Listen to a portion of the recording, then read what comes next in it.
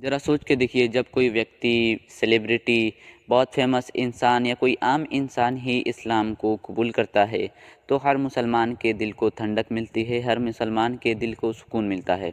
लेकिन वहीं अगर कोई शख्स इस्लाम में होता है, मुसलमान होता है और बाद में वो फेमस होने के लिए, चंद पैसों के लिए इस्लाम को छोड़ देता है, इस्लाम को गलत कहता है, तो हर मुसलमान को कितना बुरा लगता है।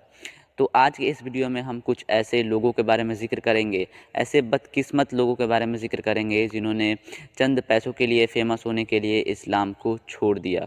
तो बिना देरी किए चलिए वीडियो को शुरू करते हैं। इन लोगों में एक नंबर पर आते हैं जावेद अख्तर। हाल ही में उनके साथ एक बहुत बड़ा डिबेट हुआ था मुफ्ती सलमान नदवी के साथ। ये हिंदी फिल्मों के मशहूर गीतकार और लेखक हैं। इनका जन्म 17 जनवरी 1945 को मध्य प्रदेश के ग्वालियर में हुआ था। इनका जीवन आसान नहीं था क्योंकि बहुत कम उम्र में ही इनके माता पिता इनको छोड़ के चले गए थे, यानी उनका इंतकाल हो गया था।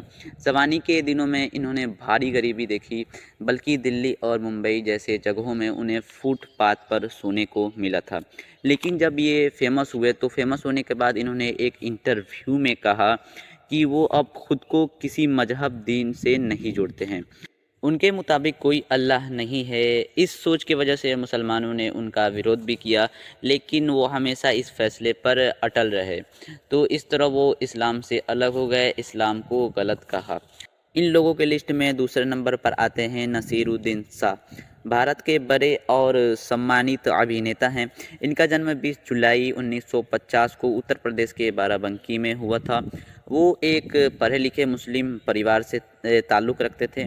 फिल्मों में उनका किरदार अक्सर गंभीर होती थी। उन्होंने एक इंटरव्यू में बताया कि बचपन से ही उनको दीन को लेकर डाउट रहता था कि कोई खुदा उनको हर वक्त कैसे देख सकता है।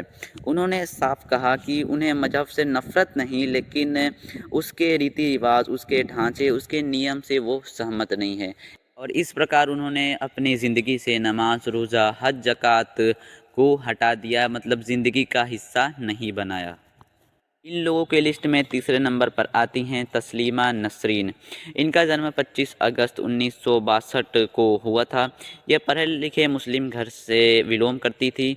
इनका पिता डॉक्टर थे। इन्हें लिखना पसंद था, जैसे औरतों की परेशानी, घरेलू जुल्म। वक्त के साथ उनका अंदाज बदलता गया, ख़ास तौर पर इस्लाम को लेकर। उनका कहना था कि मजहब औरतों को बराबरी नहीं देता। यही सोच उनको धीरे धीरे दीन से दूर लेके चली गई और ये भी इस्लाम से दूर हो गई। दोस्तों, ये कितने बदकिस्मत लोग हैं कि इन्होंने इस्लाम को छोड़ दिया। बल्कि इनके जितने भी डाउट्स थे उन सभी का जवाब कुरान शरीफ में है, बल्कि इन्होंने पढ़ा नहीं और ना ही समझा और इस्लाम से दूर हो गए। दोस्तों, इसका मैं वीडियो पार्ट 2 भी लेकर आऊँगा। तब तक के लिए हमें सब्सक्राइब ज़रूर से कर दीजिएगा। मिलते हैं पार्ट 2 में।